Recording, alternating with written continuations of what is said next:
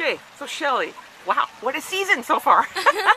So let's start about Nevada Classic because everybody's still talking about it. Okay. So how was that? And tell me about the crowds and the noise. Crowd was amazing. I was just, the whole, and it wasn't even as packed for our race as it was for the pro race, which we stayed and watched, but like the whole course, I'm not sure how long it was, maybe a mile, lined with fans the whole way up from top to bottom, just like 4 or 5 deep, and they were so into it. They were just cheering for the last guy in the race. That was the guy they cheered for the most. So it was definitely a good crowd. Made the racing that much funner. So tell me about that. You went off pretty early. Was that the plan? So to try and lap the field by yourself? No, not exactly. When I won it 2 years ago, that's how I won it, and I knew that it wasn't a huge field, so I knew that if we already had dwindled it down to 5 riders, 6 riders by the second lap, so I knew that there weren't going to be a lot of people to chase, and 3 of those riders were my teammates, so basically I was, not going to play around and wait for them, so I just attacked because my teammate had softened up the field really nicely, and they chased her really hard, and once they caught, I just attacked. It was the right timing, so...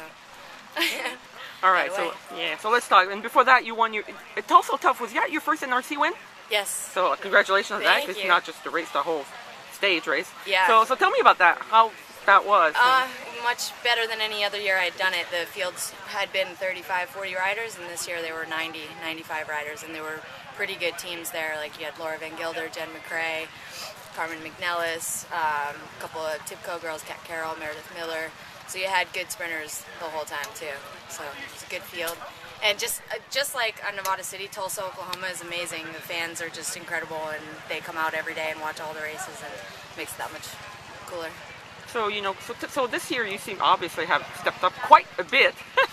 so what brought that about, and what does that do to your confidence? Yeah, I'm gonna say that it was going to the World Championships or going to the World Cups and just racing at that higher level, and then realizing that you can hang with those girls, and then coming back just changes your state of mind when you come back and race. Not that domestic racing is any different. I mean, it's just as hard, but you get this different confidence level when you go there and you race against the best in the world. So I think that gave me some confidence coming back, and my first race of the season was a win, and that was Cat's Hill Classic, and even though it was a local race, that's always a nice way to start your season. And sort of like with me, it's always worked that when I win, I want to just keep winning. So it's like once you taste victory, you don't want to stop. So I'm just soaking it all in and like praying that I don't get hurt and just appreciating every moment, because it's been really fun, and I'm really humbled by this experience. So You're just keep on going. Yeah. So has that helped that you've got the junior team this year, and you're coaching some of them, right? Mm-hmm. So has that helped you in your racing? Absolutely, yeah, because they're watching you at every race, and you want them to learn from good tactics, good behavior, professionalism, respecting your teammates and thanking your teammates after. So everything that I do, I know is sort of being watched, and you're so impressionable when you're that young. So I know anything I do or say, they're gonna really listen to, just because I'm older. So I might not be wiser, but just because I'm older. So I feel like I have some accountability this year, and it's been good. So. Cool. All right, so we're here at ABC. What's the plan for Shelley here? Well, the plan for Shelley is also the plan for Carrie Higgins and Hanan Elvis Hyde. Mm-hmm. So, our plan is just to go out and win as many events as we can. But it'll be the first big track race of the season for all of us. So, and I'm getting ready for the Giro on Monday, so that's a big focus for me, and Carrie's getting ready for Pan Am Championship, so this is a good focus for her, just to get some nice training in and just, see what happens. So let's talk about the Giro Donne. So this is huge. Have you ever raced in Europe like that? Not on the road. Not on the road, right? I'm a little worried.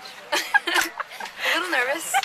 But I think it'll be good. I've been racing with the girls that I'm going over there with all year, and I feel like, we're all level playing field, so, we should be able to go over there and get something done. If anything, I'm just going to learn from it. It's going to be a really good experience. So have you changed your training at all? Because these are pretty long. A little bit, yeah. I've just started putting a little more mileage in, but, I found out about the Giro like a month ago, and I didn't really have the time to change my whole program around, so I just have to trust that what I've been doing is going to be enough. So. Okay. And last one, have you looked at any of the stages? Is there anyone that you go, Rob, have we looked at the stages?